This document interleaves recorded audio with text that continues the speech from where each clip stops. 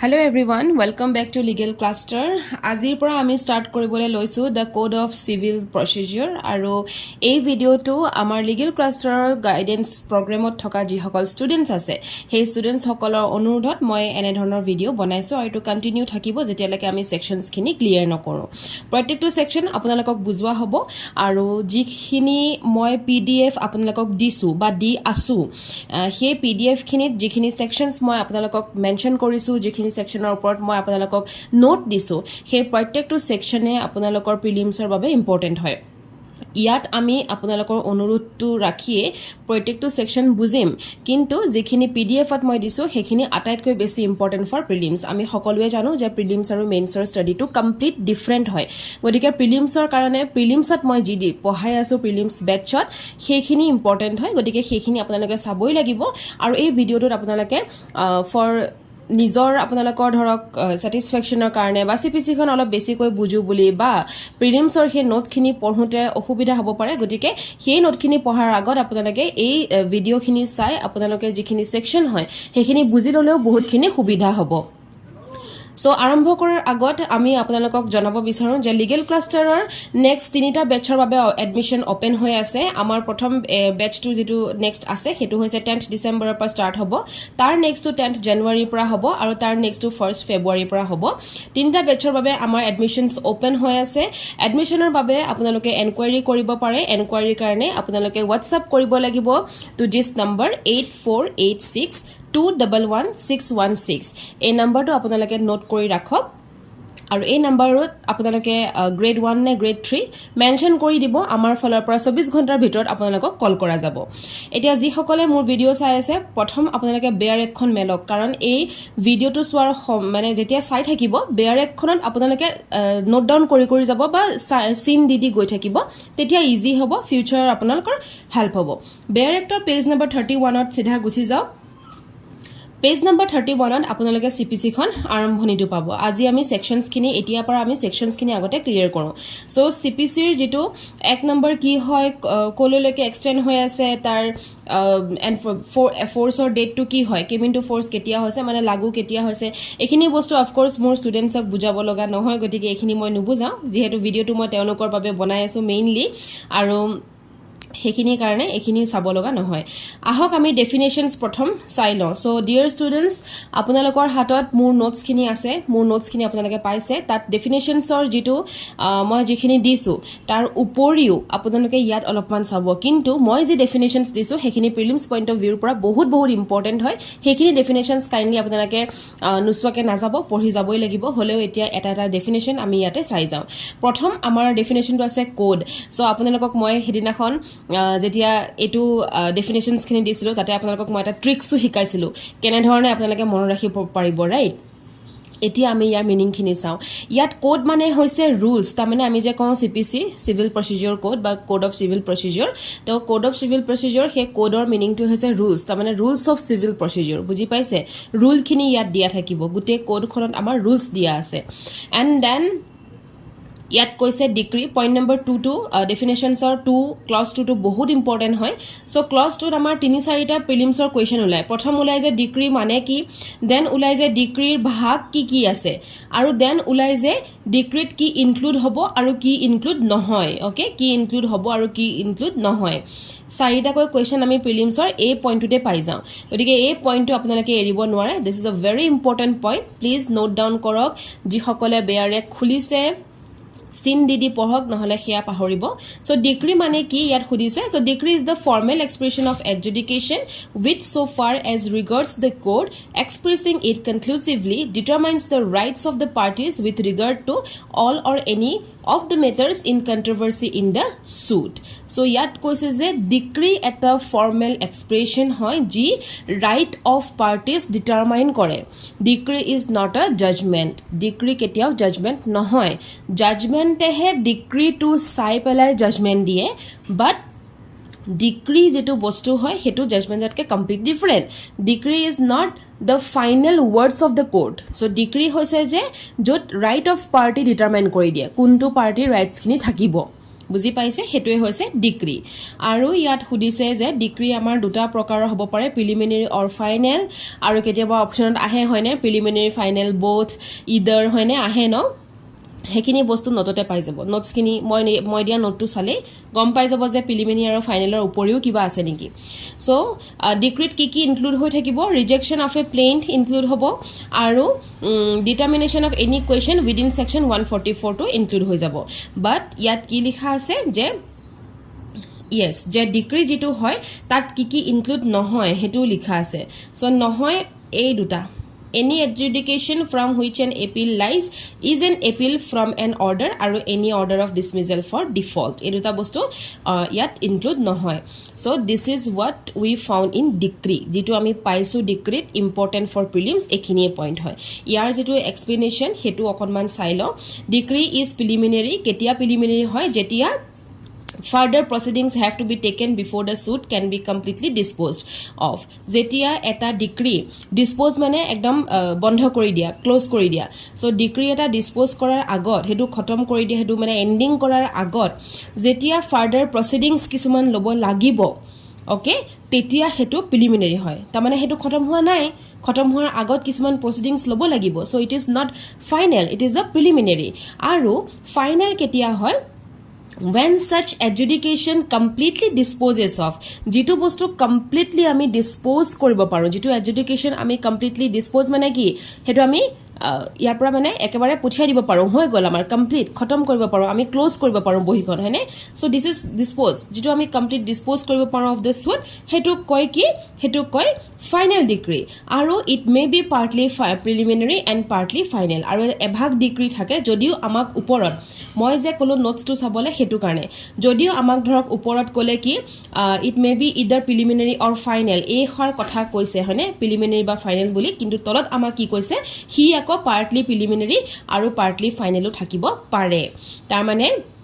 types of decree বুলি যদি কেতিয়াবা আহে that will be partly preliminary partly final preliminary আৰু final তিনিটা বুজি পালে নে এতিয়া সো এই যেটো আপোনালোকৰ পাৰ্টিকুলাৰ পইণ্ট হয় ন এই পইণ্টৰ পৰা কিন্তু maximum questions for the prelims bone গতিকে এই পইণ্টটো আপোনালোকে কেতিয়াও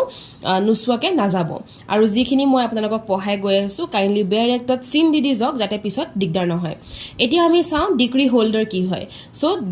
যাক ডিক্ৰী দিয়া হয় তাৰ মানে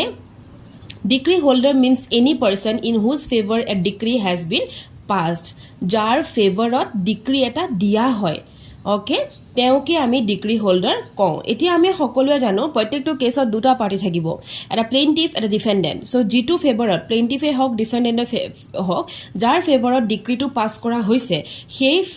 এগেইনষ্ট নহয় কিন্তু দে ফেভৰ শব্দটো মনত ৰাখিব ফেভৰ কেতিয়াবা প্ৰিলিমছত এই অপচন দিব এগেইনষ্টত ডিক্ৰী দিয়া হৈছে নে ফেভৰত দিয়া হৈছে সো ডিক্ৰী হোল্ডাৰৰ ফেভৰত দিয়া হয় তাকে ডিক্ৰী হোল্ডাৰ কয় ওকে then district মানে কি হয় district মানে হৈছে যত এটা local limits of jurisdiction থাকিব এখন civil courtৰ হেতুৱে ইয়াত district বুলি ইনক্লুড কৰে foreign court কি হৈছে foreign court হৈছে যে যিখন court ইণ্ডিয়াৰ বাহিৰত আছে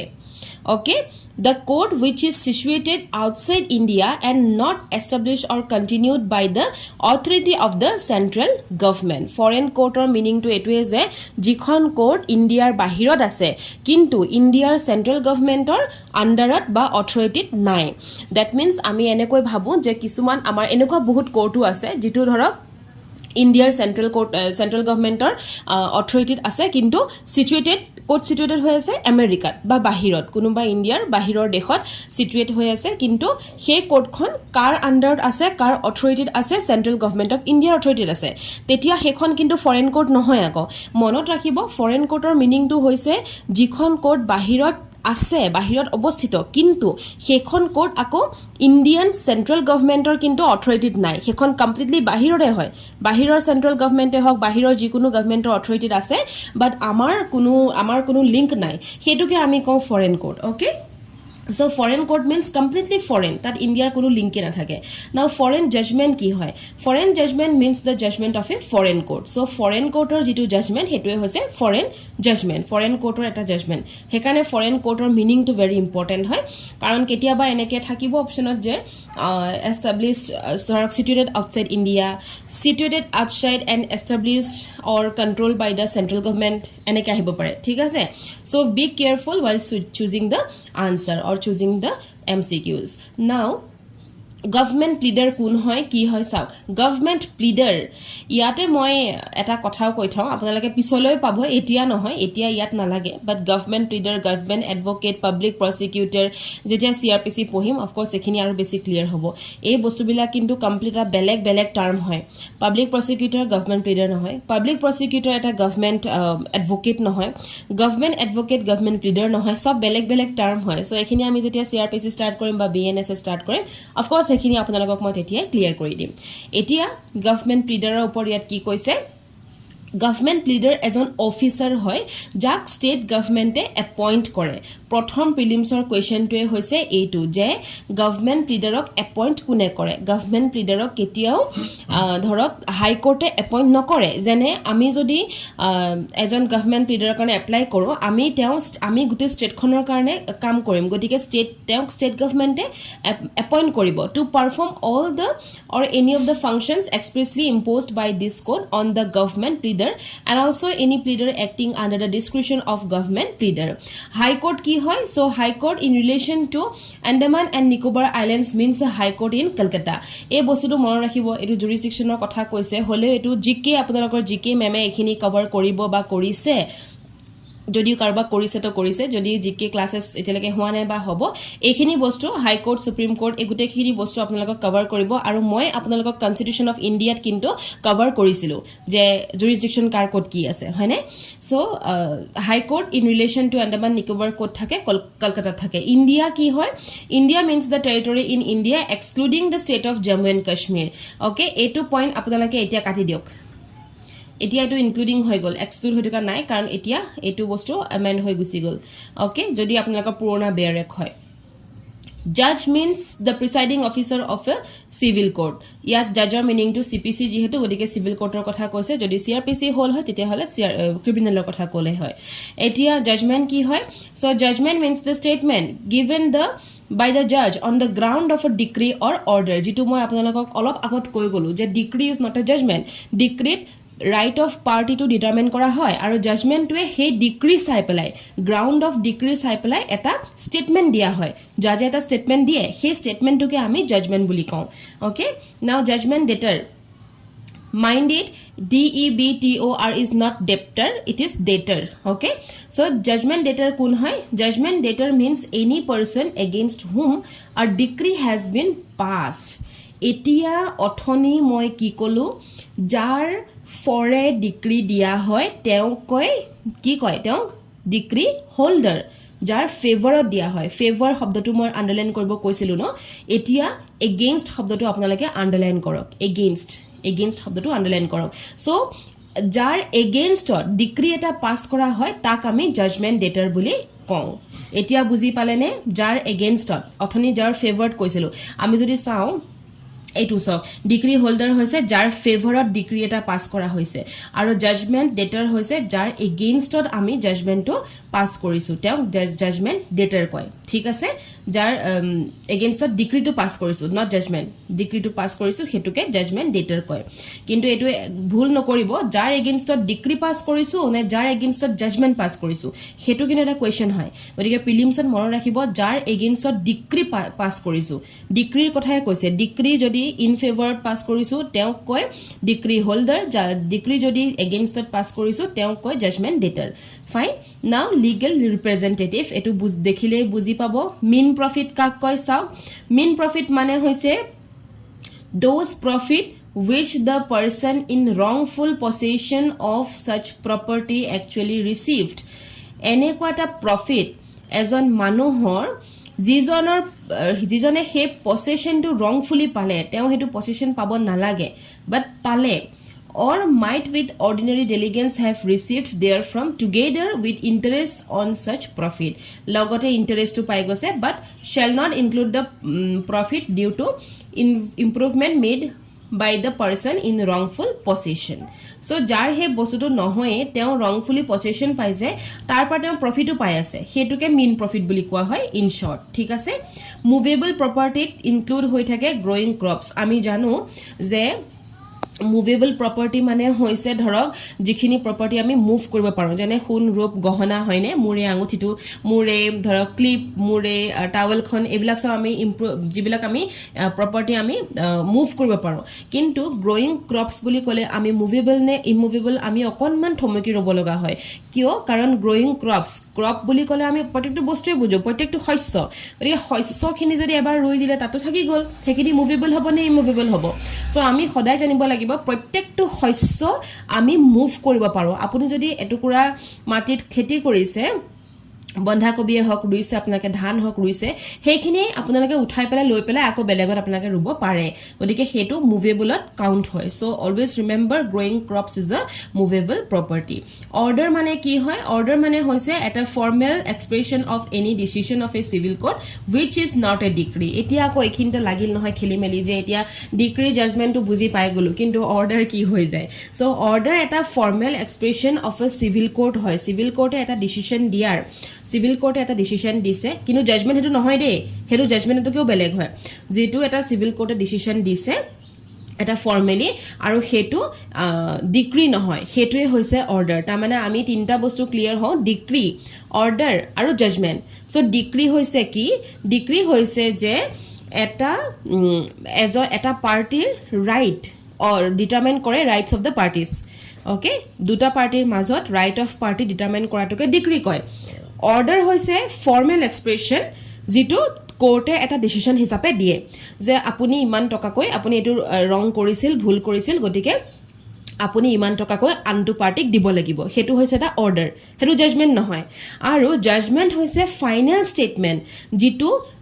ডিক্ৰী আৰু অৰ্ডাৰ দুইটা বস্তু চাই পেলাই বনোৱা যায়, সেইটোৱে হৈছে জাজমেণ্ট। যে এওঁক এইটো বস্তু পানিছমেণ্ট এনেকৈ ফাইন ভৰিব দিছে, যিটো অৰ্ডাৰ আছিলে, ফাইন ভৰাটো এটা অৰ্ডাৰ আছিলে, দেন এতিয়া আপোনাৰ ইমানখিনি ফাইন ফাইনেলি জাজমেণ্ট দিছে, বুজি পাইছে, সেইটো হৈছে জাজমেণ্ট। পানিছমেণ্ট বা ফাইন দিছে, এইটো জাজমেণ্ট। কিন্তু যিটো অৰ্ডাৰ আছিল, যিটো ডিক্ৰী আছিলে, সেই দুটা চাই পেলাইহে এজন জাজে জাজমেণ্ট দিয়ে। সদায় মনত ৰাখিব, আপোনালোকেও কাইলৈ যেতিয়া কোৰ্টত এজ এ জাজ কাম কৰিব,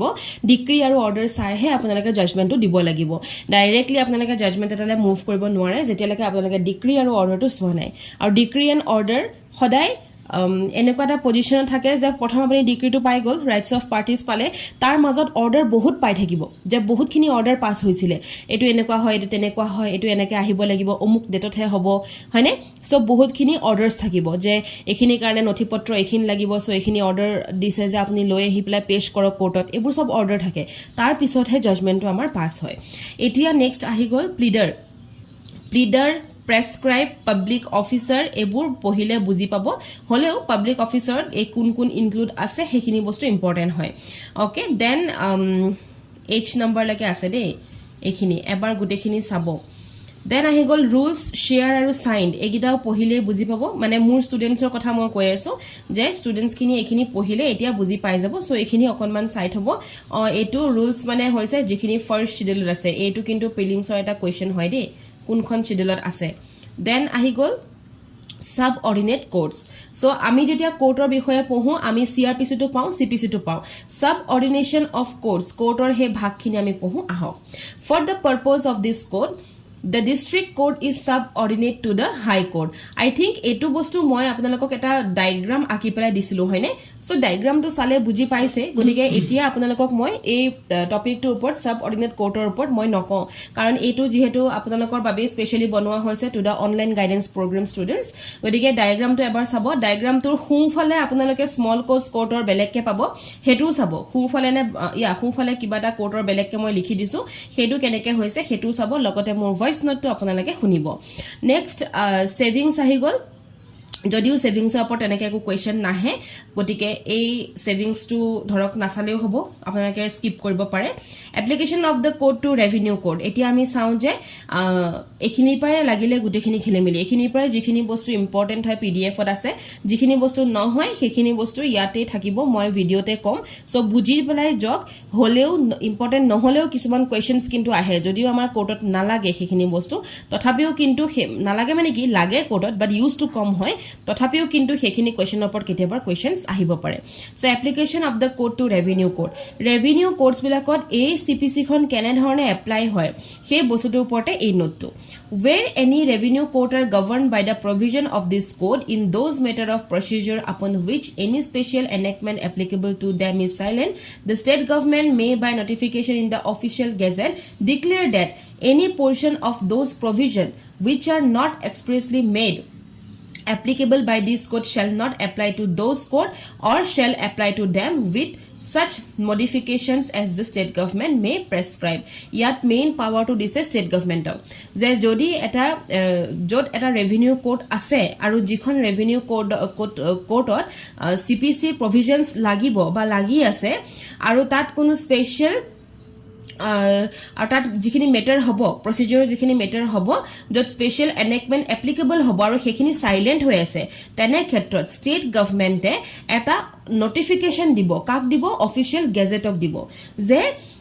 যিখিনি প্ৰভিজনছ আমি লগাব লাগে ফ্ৰম দিছ কোড সেইখিনিৰ কাৰণে এটা নটিফিকেশ্যন দিব যে আমি সেইখিনিতে এপ্লাই কৰিব লাগিব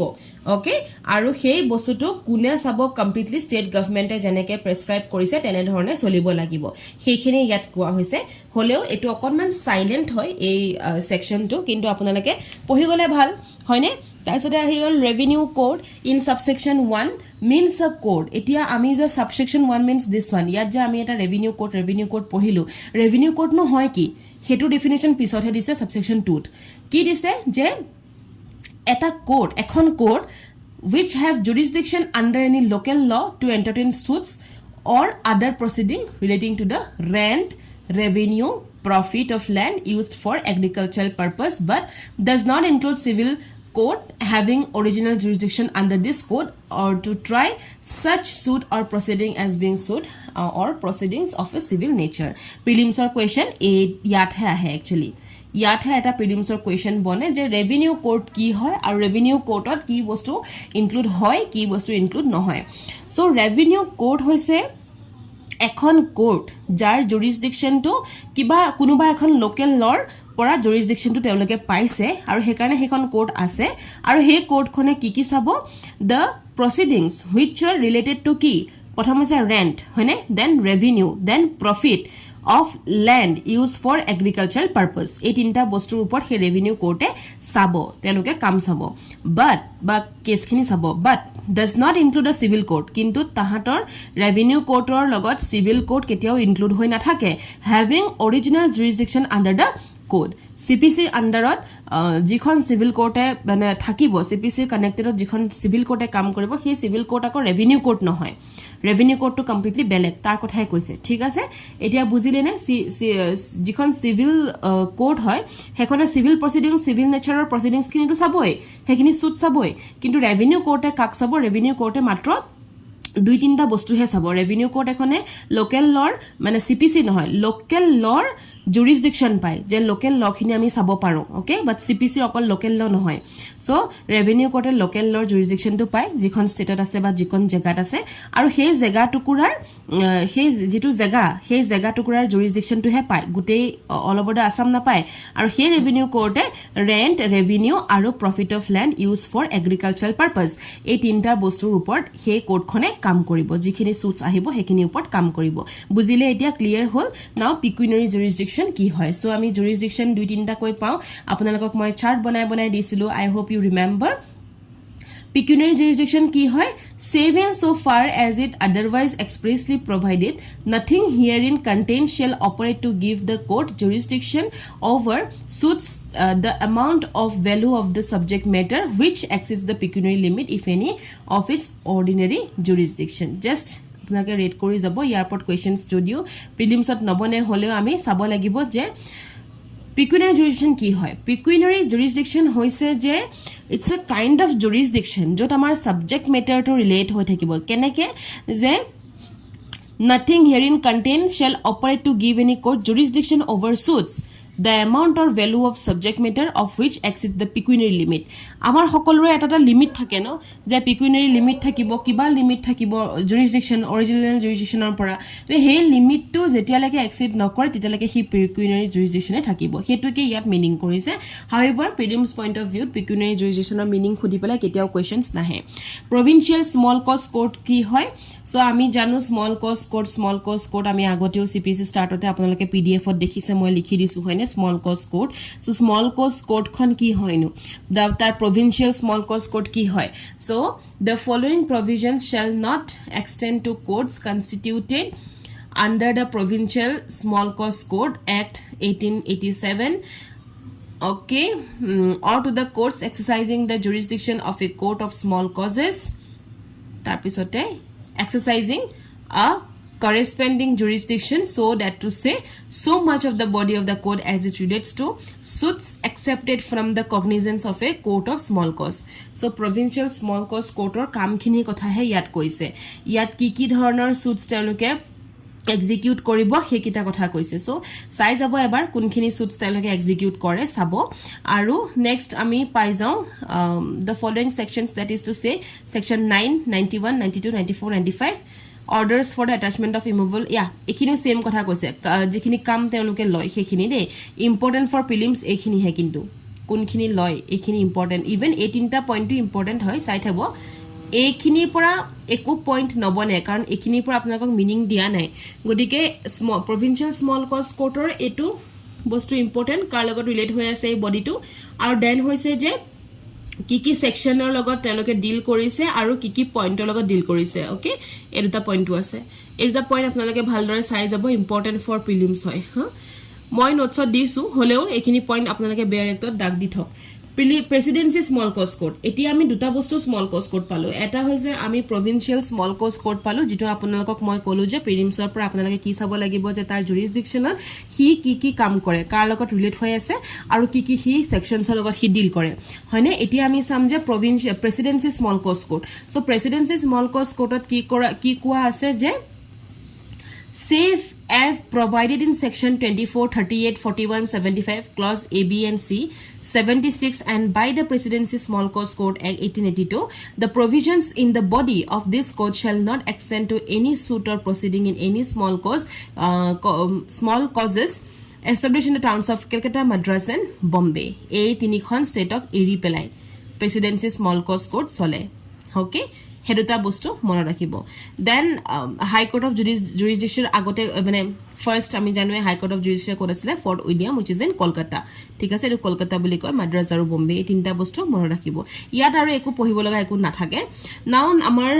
সিপিসি মেইন বস্তুখিনি স্টাৰ্ট হৈছে which is part 1 and this is suits in general jurisdiction of the courts and res judicata so আমি এতিয়া যেটো সিপিসি একদম মানে outstanding part hoy that is res sub judice and res judicata so hetu ami etia start korim apnalokok ekhinite eta biroti diu biroti mane jitu next video ahibo he next video the ami start korim ajiloi iman khin lage thakok karon besi dile ekelage pahori jabo gotike to dear OGP students ji hokol online guidance ot asile telokok khub hunkale moi e part 1 to bujai dim res judicata ar res sub judice ot jitu voice note disilu kindly he voice note to ebar huni pelai mur ei video to kailele আপোনালোকে পাব কাইলে চাব আমি খুব সোনকালে এই যেখিনি section সেখিনি আমি clear কৰিম ঠিক আছে thank you for being there and thank you for watching the video